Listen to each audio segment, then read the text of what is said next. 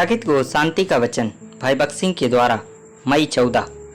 हम उसी समय जल में डूब जाते और धारा में बह जाते, उमड़ते जल में हम उसी समय ही बह जाते। भजन संहिता 124 का 4 और 5 पद। दाऊद पर जो विपत्तियां आईं वे बाढ़ के समान थीं। बाढ़ अक्सर अचानक आती है जब लोग उसका सामना करने के लिए बिल्कुल भी तैयार नहीं होते हैं। हो सकता है कि कई वर्षों तक कोई बाढ़ ना आई हो, फिर एक वर्ष में अचानक आ जाती है और वे जीवन, मवेशियों और फसलों को बहुत नुकसान पहुंचाती है। हमारे जीवन में भी ऐसे मौके आते हैं जब दुश्मन हम पर बाढ़ की तरह सबसे अप्रत्याशित स्रोतों से या जीवन के अप्रत्याशित समय पर आता है। शैतान मित्रों या संबंधियों के द्वारा हमारे विरुद्ध कार्य कर सकता है। जिन लोगों से हम प्रेम करते हैं, उनका सम्मान करते हैं और उनकी प्रशंसा करते हैं, वे कभी कभी हमारे विरुद्ध खड़े हो जाते हैं। पहले से ही सचेत कर देना अच्छा है कि ऐसी स्थितियां संभव हैं। ऐसे समय में हमारे पास भजन संहिता 124 का 2 पद में यहोवा की ओर से प्रतिज्ञा है कि वह हमें जय दिलाएगा। यदि यहोवा हमारी ओर ना होता, जब मनुष्य हमारे विरुद्ध उठे, इन शब्दों पर ध्यान दें। यहोवा हमारी ओर था। भले ही हम अन्य स्रोतों से सहायता प्राप्त करने के लिए अपनी पूरी कोशिश करते हैं, हम पाते हैं कि वे सभी हो जाते हैं। अंत में केवल प्रभु ही हमारी सहायता के लिए आते हैं।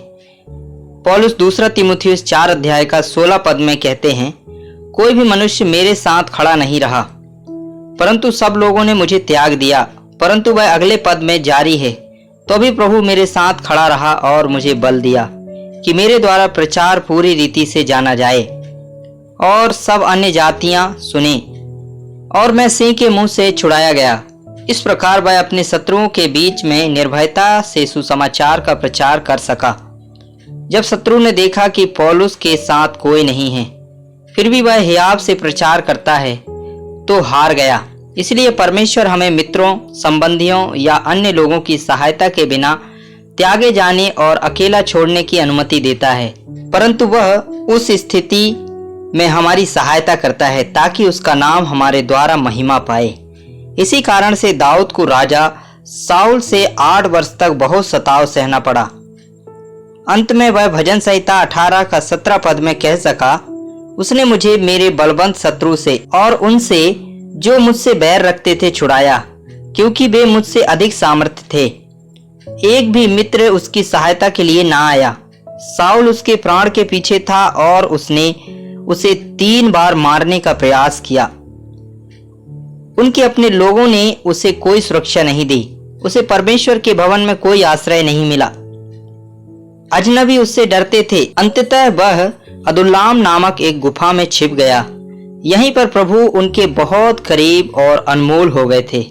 वह कई दिनों तक उस गुफा में रहा। उसे हर चीज के लिए प्रार्थना करनी थी और ईश्वर पर निर्भर रहना था, भोजन, सुरक्षा और आश्रय के लिए।